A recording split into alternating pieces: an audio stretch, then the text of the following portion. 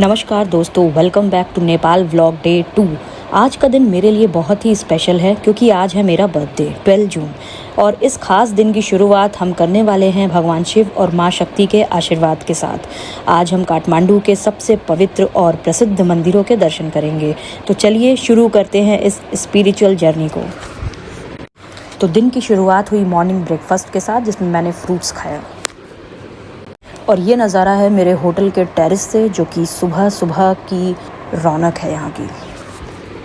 और अब हम निकल चुके हैं नेपाल के सबसे प्रसिद्ध और पवित्र मंदिरों में से एक श्री पशुपतिनाथ जी मंदिर के दर्शन के लिए। भगवान शिव को समर्पित ये मंदिर यूनेस्को वर्ल्ड हेरिटेज साइट में शामिल है और दुनिया भर से लाखों श्रद्धालु यहाँ दर्शन के लिए आते हैं। बागमती नदी के किनारे स्थित ये मंदिर सिर्फ एक धार्मिक स्थल ही नहीं बल्कि आस्था और अध्यात्म का एक जीवंत प्रतीक है। आज अपने जन्मदिन के अवसर पर यहाँ आकर दर्शन करना मेरे लिए किसी वरदान से कम नहीं है। मंदिर का शांत वातावरण और हर तरफ गूंजता हर हर महादेव का जयकार मन को एक अलग ही शांति देता है। काठमांडू की पवित्र धरती पर स्थित ये है श्री पशुपतिनाथ मंदिर, जो भगवान शिव के सबसे महत्वपूर्ण मंदिरों में से एक माना जाता है। जैसे ही हम मंदिर परिसर में प्रवेश करते हैं, हर तरफ भक्ति, आस्था और अध्यात्म का अनोखा संगम देखने को मिलता है। घाटों की धुन, मंत्र उच्चारण और हर हर महादेव के जयकारे पूरे वातावरण को दिव्यता से भर देते हैं। मंदिर बागमती नदी के किनारे स्थित है और सदियों से नेपाल की धार्मिक और सांस्कृतिक पहचान का प्रतीक बना हुआ है। मान्यता है कि यहाँ भगवान शिव स्वयं पशुपति रूप में विराजमान है, जिसका अर्थ है सभी जीव जंतुओं और प्राणियों के स्वामी। मंदिर की पगोड़ा शैली की वास्तुकला, सोने से सजा हुआ शिखर और लकड़ी पर की गई सुंदर नक्काशी देखकर हर कोई मंत्रमुग्ध हो जाता है। सबसे खास बात यह है कि यहाँ सिर्फ नेपाल ही नहीं बल्कि भारत और दुनिया के कई देशों से भक्त दर्शन के लिए आते हैं। यहाँ की एक सबसे अलग चीज़ मुझे ये लगी कि आप एक तरफ देखेंगे कि जहाँ पर शवों को जलाया जाता है और वहीं उसके ऑपोजिट साइड महादेव की आरती की जाती है, उनकी पूजा की जाती है।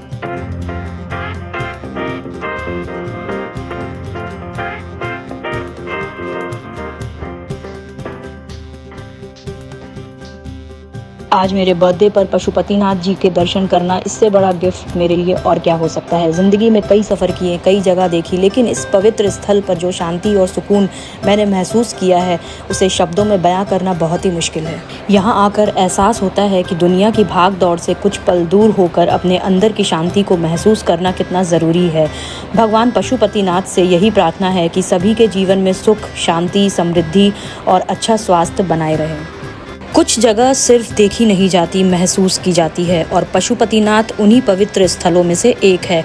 मेरे बर्थडे की सबसे खूबसूरत शुरुआत भगवान शिव के चरणों में हुई और शायद इससे बड़ा आशीर्वाद और कुछ नहीं हो सकता। सो गाइज, ये है जूता चप्पल उतारने की जगह। यहाँ पे आप मंदिर में आके अपने जूते चप्पल यहाँ पे सबमिट कर सकते हैं, जो कि फ्री ऑफ कॉस्ट है। रिद्धि सिद्धि दुकान है ना, प्रसाद के लिए हम उधर बोला के भेजते हैं। तो फ्रेंड्स, ये रिद्धि सिद्धि शॉप है। मंदिर के लिए आप प्रसाद यहाँ से ले सकते हो। ये मैम हम लोग को ले चल रही हैं। काफ़ी सारे हैं यहाँ पे, आप कहीं से भी ले सकते हो और रिद्धि सिद्धि से लेना है तो आप यहाँ से भी ले सकते हो।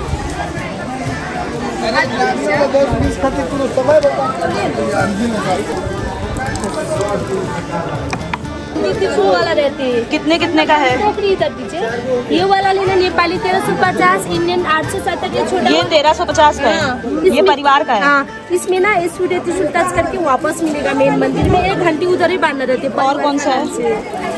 आप लोग का ना ऐसे पूजा देना रहती है। मंदिर छूने के लिए अलाउड नहीं है ना। एक रुद्राक्ष का माला शिवलिंग में टच करके वापस पहना देगा।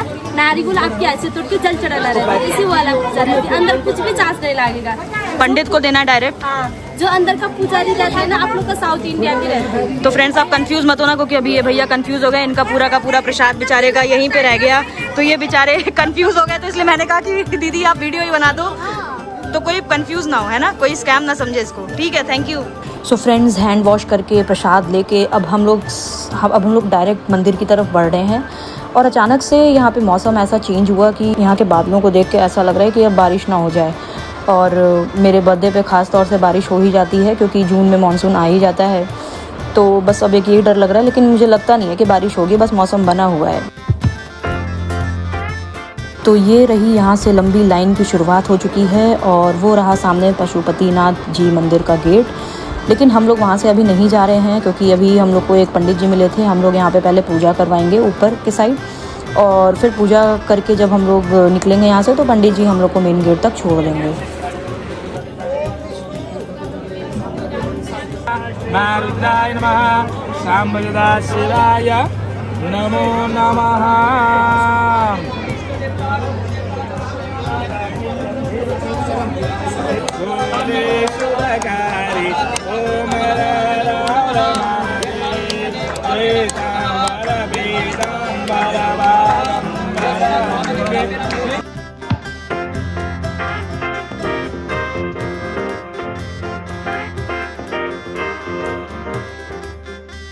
मंदिर के दर्शन हो गए हैं। अब हम पहुंच गए हैं जया बागेश्वरी मंदिर, जो काठमांडू के पुराने और महत्वपूर्ण मंदिरों में से एक है।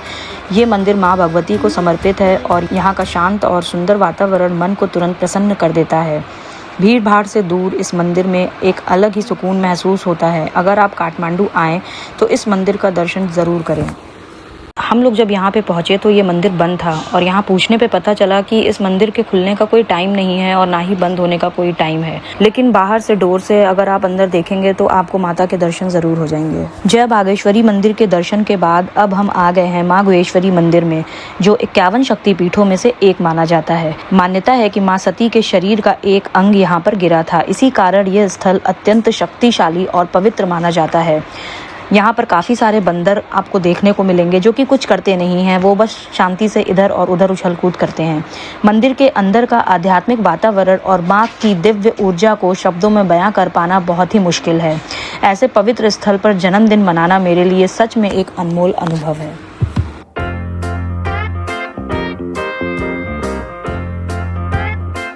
आज का दिन काफ़ी बड़ा है और हमें काफ़ी सारी मंदिरों के दर्शन आज करने हैं और अब हम चल पड़े हैं लंच करने, क्योंकि लंच का टाइम हो गया है। सभी को बहुत ज़्यादा भूख लग रही है तो हमने नेपाली थाली ऑर्डर किया है। माँ गुहेश्वरी के दिव्य दर्शन करने के बाद अब हम पहुँच गए हैं काठमांडू के एक और बहुत ही प्रसिद्ध और शांतिपूर्ण स्थल पर, बुद्ध स्तूपा, जिसे बौद्ध स्तूपा के नाम से भी जाना जाता है। दूर से ही इसका विशाल और भव्य रूप नज़र आने लगता है। सफ़ेद गुंबद और ऊपर बड़ी बुद्धा की आंखें जैसे हर दिशा में देखकर ज्ञान और शांति का संदेश दे रही हूँ। यहाँ पे आने के लिए एंट्री फीस आपको देनी होती है 100 रुपीज़ पर पर्सन। ये स्तूपा दुनिया के सबसे बड़े बुद्धिस्ट स्तूपा में से एक माना जाता है और यूनेस्को वर्ल्ड हेरिटेज साइट का भी हिस्सा है। यहाँ आते ही एक अलग ही शांति का एहसास होता है। चारों तरफ प्रार्थना चक्र, बुद्धिस्ट मॉन्क्स और धीरे धीरे गूंजते मंत्र पूरे वातावरण को आध्यात्मिक ऊर्जा से भर देते हैं। बहुत से श्रद्धालु स्तूपा के चारों तरफ परिक्रमा करते हुए नजर आते हैं। मान्यता है कि सच्चे मन से यहाँ प्रार्थना करने पर मन को शांति और सकारात्मक ऊर्जा प्राप्त होती है। काठमांडू की भीड़ भाड़ के बीच में ये जगह एक ऐसा कोना है, यहाँ आकर मन कुछ देर के लिए शांत हो जाता है। आज के इस खास बर्थडे जर्नी में भगवान शिव, माँ शक्ति और अब भगवान बुद्ध की पवित्र ऊर्जा का आशीर्वाद पाना मेरे लिए बहुत ही यादगार अनुभव है। यहाँ खड़े होकर एहसास होता है कि चाहे धर्म अलग अलग हों, लेकिन सबका संदेश एक ही है, प्रेम, शांति और मानवता। काठमांडू की पवित्र धरती पर हर कदम एक नई कहानी सुनाता है और बुद्ध स्तूपा की ये शांति दिल को छू जाती है। ओम मनी पद्मे हम, इस मंत्र का ही चैंट यहाँ पे लोग करते हैं।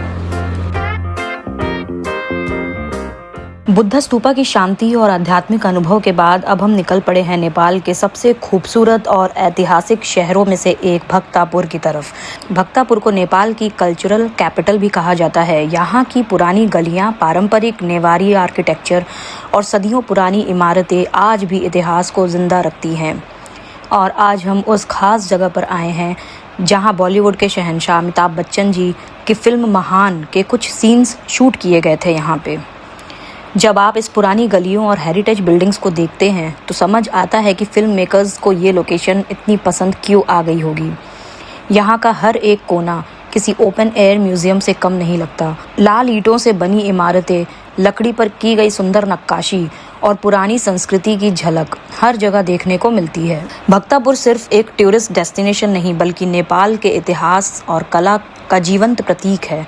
एक तरफ बॉलीवुड की यादें और दूसरी तरफ सदियों पुरानी विरासत, दोनों का संगम इस जगह को और भी खास बना देता है। यहाँ चलना ऐसा लगता है जैसे हम वक्त में पीछे लौट गए हों, जहाँ हर दीवार और हर चौक अपनी एक अलग कहानी सुना रहे हों।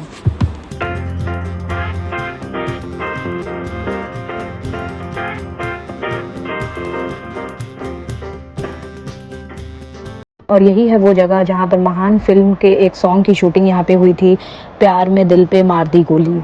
यहाँ की एंट्री टिकट 500 पर पर्सन है। ये यहाँ का फेमस डिश जूजू गौ है, जो कि खाने में बिल्कुल सेम मिष्टी दोई जैसा लगता है।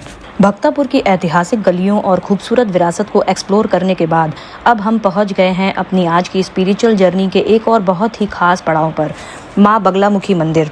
10 महाविद्याओं में से एक माँ बगलामुखी को शक्ति, साहस और विजय की देवी माना जाता है। भक्त यहाँ माँ का आशीर्वाद प्राप्त करने और जीवन की बाधाओं को दूर करने की प्रार्थना लेकर आते हैं। मंदिर में प्रवेश करते ही एक अलग ही दिव्य ऊर्जा का एहसास होता है। हर तरफ भक्ति का वातावरण और माँ के जयकारे मन को श्रद्धा से भर देते हैं। मान्यता है कि माँ बगलामुखी अपने भक्तों की रक्षा करती हैं और उन्हें संकटों का सामना करने की शक्ति प्रदान करती हैं। आज के इस खास दिन अपने बर्थडे पर माँ बगलामुखी के दर्शन करना मेरे लिए बहुत ही सौभाग्य की बात है। भगवान शिव, माँ गुहेश्वरी और अब माँ बगलामुखी का आशीर्वाद पाकर ये दिन और भी यादगार बन गया है। मंदिर के शांत वातावरण में कुछ पल बिताकर ऐसा लगता है जैसे मन की सारी चिंताएं दूर हो गई हों और अंदर एक नई सकारात्मक ऊर्जा का संचार हो रहा है। यात्रा का असली सुख सिर्फ नए स्थलों को देखने में नहीं बल्कि ऐसे पवित्र स्थलों पर जाकर उनकी दिव्य ऊर्जा को महसूस करने में है। तो दोस्तों, नेपाल ब्लॉग डे 2 में हमने पशुपतिनाथ मंदिर, माँ गुहेश्वरी शक्तिपीठ, जया बागेश्वरी मंदिर और माँ बगलामुखी मंदिर के दर्शन किए और अपना बर्थडे भगवान के आशीर्वाद के साथ मनाया। अगर आपको ये स्पिरिचुअल जर्नी पसंद आई हो तो वीडियो को लाइक ज़रूर करें, चैनल को सब्सक्राइब करें और कमेंट करके बताएं कि आप सबसे पहले किस मंदिर के दर्शन करना चाहेंगे। मिलते हैं नेपाल ब्लॉग डे 3 में। हर हर महादेव।